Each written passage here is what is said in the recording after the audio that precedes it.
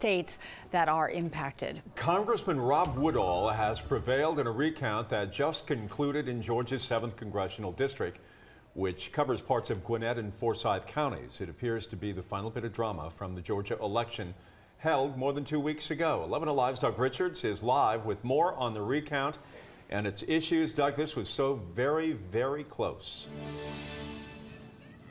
Yeah, and it is the final drama, unless, of course, you count this this whole runoff business next month. But let's exclude that for now. Rob Woodall and Carolyn Bourdeaux's election was very, very close, and the recount happened because the Democrat Bourdeaux came within 1 percentage point of the Republican Woodall. But in the end today, it wasn't close enough.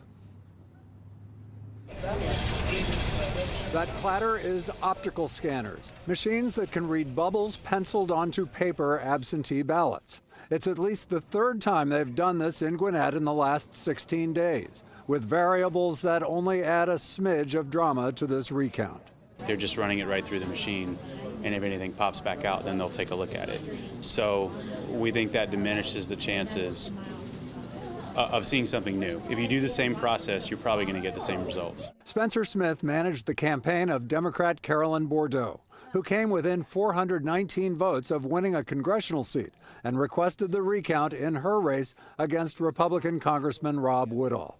Smith was among those watching the recount as Woodall prevailed again.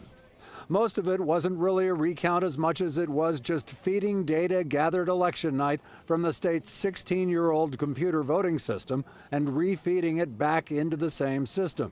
There is no paper trail, no way to eyeball the actual ballots cast. You're taking the magnetic cards that votes recorded on and uploading that result, and there should never be any difference in those tallies there. They're effectively doing the same process that they did on election night.